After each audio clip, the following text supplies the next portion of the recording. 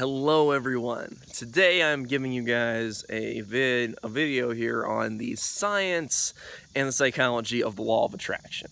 Now I think this one has been much kind of requested, like all over the internet. It's much looked for because so many people these days are now getting into the law of attraction, which is amazing, but some people are naturally put off by it because they think, oh, people are thinking about this like, the book The Secret, the book and the movie The Secret, where the person's saying you can physically alter reality and you can make yourself like think about checks in the mail, and soon enough checks in the mail will show up and that kind of stuff. Now, I will say off the bat that The Secret is a wonderful book. I really like the book The Secret because I think it really just promotes desire and belief, but I am not a believer in the ability for your brain to directly manipulate reality. Now, the reason I don't believe that is because I'm kind of a man of science here. I believe in what is you can experimentally record. Now, when it comes to the law of attraction, you can experimentally record tons of effects on how you can change your thoughts and change your beliefs and change your expectations and really transform your life, and the evidence of the subconscious mind is absolutely enormous. So the law of attraction is definitely important, and it's really there when it comes to, if you think about it, taking a lot of the stories from books like The Secret and taking them metaphorically. And I mean, if you really want to take them literally, like, I'm not going to stop you or anything, but I just take them more metaphorically. That's just kind of how I go with it from a perspective of somebody who's more inclined towards science than towards an idea of our brains being able to directly, make the universe put checks in the mail or something. Anyway, I think that's one of the things that puts a lot of people off a lot of really good self-help material. When people start talking about chakras and energy and like the law of attraction, suddenly the people who are more inclined towards the people who really need some good self-help out of areas that are really like logical and scientific, a lot of those people are really pushed off by the kind of energy ideas in this law of attraction. But for all those people, I really want to kind of rectify this and kind of explain the usefulness of this. So one of the reasons people get into the idea of the law of attraction being literal is because a lot of the imagery is kind of like that. If you imagine like a lot of the things with the law of attraction, you kind of have to visualize it. So some people kind of get overly into their visualizations of it and think that whatever they're visualizing is now like happening. Like if they imagine themselves attracting money, they now think it's basically like the money is just like actually just flowing to them merely because they thought about it. Not because they changed their beliefs, which slightly causes their subconscious mind to give them new like flood of ideas that will get them ideas that they may not even be consciously aware of that they're necessarily implementing a ton of. And they might make subtle changes that will make them more money, and they're like, wow, it's like my thought process got me there. Well, yes, your thought process changed your beliefs changed your actions and all that kind of stuff, and that changed your results. So basically that's really what the idea is about. It's the psychology here. Because in psychology, everybody can understand the basic idea of neuroplasticity, that our brain is like plastic and it's molded by what it's pressed into. So the thoughts we think the most will strengthen different neural pathways, and thoughts we think less of will weaken those neural pathways. That's because the brain really needs to be able to do like things better if you're going to do them all the time. If you go back thousands of years, there were people who their entire job was to grind grain, and that's what they would sit there and they find like these fossils of people who would just sit there and grind grain all day for their society. And those people really needed to know the process of grinding grain and really know how to do that. But they didn't need to know much else. So a lot of their brains would be strengthened by this idea of grinding grain, about like the art of doing that, how to increase efficiency. Their subconscious mind would give them brilliant ideas on that. But they don't need to know much else. So a lot of other skills they may have had earlier in life get, lessened. Just like when it comes to us remembering things. We don't really remember things that we don't do all the time, okay? So when we do something like every single day, our neural pathways are really strengthened, and we get so much better at them when we're doing them like every day. Because they're like muscles. Our muscles get stronger when we use them and weaker when we don't use them. And that's really kind of the art of the brain there. So a big part of then with neuroplasticity, kind of getting that into the law of attraction, is the kind of thoughts you think. If you think about abundance, happiness, all that kind of stuff, you're going to strengthen those pathways, and naturally you're going to feel more abundant and happier. So even if your circumstances didn't change at all, naturally your perspective is going to be brighter, it's going to be happier.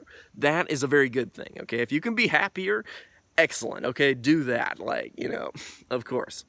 Now, when it comes to does your brain literally manipulate reality, I say no. It just kind of sometimes appears like that because the subconscious works in subtle ways, okay? When you program your subconscious mind isn't just like now, like, hey, I'm programmed, I'm gonna give you a brilliant insight that's just gonna change everything in your life. It's very subtle, gives you slight changes that allow you to then start transforming your life.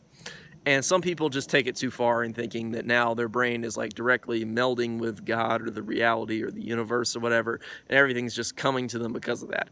Now, you could believe that if you want to, but I think it's better just to take a scientific lens on it and say that no, no, no. See, it's more like you're just changing your thoughts, which you're changing your subconscious mind. Your subconscious mind is giving you new insights, new beliefs, all this kind of stuff that are then going to change a lot of your reality.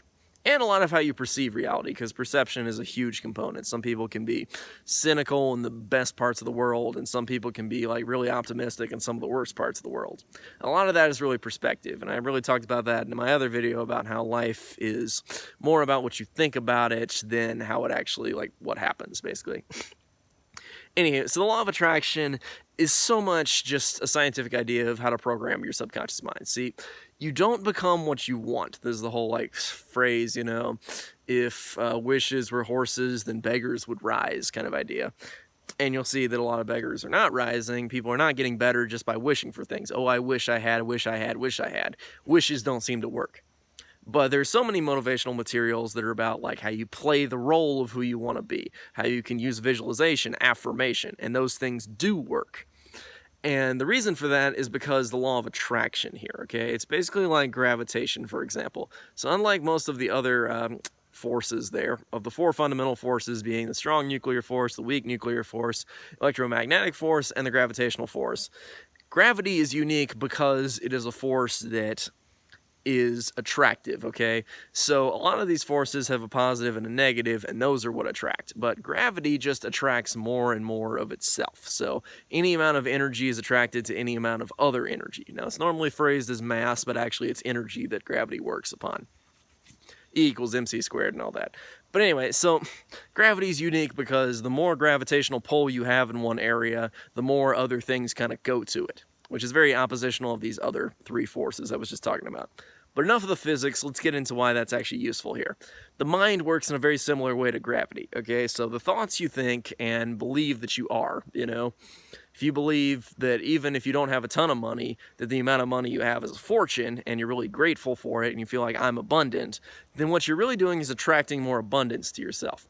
Now, is your mind reaching out into the universe and just grabbing you abundance? No. But what you're doing is you're telling your subconscious mind that you love abundance, that abundance is the world. And so your subconscious mind is filtering so much information. As I've talked about it, it's like you're a corporation here where you're the CEO, and your subconscious mind's only going to bring you like the most important things that you ask for it. Or like a search engine, basically. And so if you're searching for abundance, abundance, abundance, it's going to sift through its huge knowledge base, okay? And it's going to find the things that are related to abundance that can make you more money, that are more abundant, and it's going to give you those ideas. And when you act on them, even without even having to think about it too much, you can end up making more money, being more abundant. And so that's why it feels like suddenly the check's showing up in the mail, because the person doesn't feel like they did something huge. The reason they don't feel like they did something huge is because when the subconscious mind is on your side, it really feels like it's almost magical. The subconscious mind just gives you a brilliant insight, and it's like it just came from the universe, the check just showed up in the mail kind of thing, and that's why it feels that way. But I would say it's really just the art of the subconscious mind. Read Think and Grow Rich. It really talks about this. It's really what got me to understand the subconscious mind. There's so many brilliant pieces of work out there on that kind of thing. But really, the idea is program your subconscious mind, be happy, watch my videos on that kind of material if you're not already using that kind of stuff. It can make a huge difference in your life. You can be so much happier, so much wealthier, so much healthier, all these kind of things. And life can just really be your oyster. Or you can go in the river that is flowing the wrong way, where you're trying to swim against the power of your subconscious mind, and it's like you're attracting, all these bad things all the time.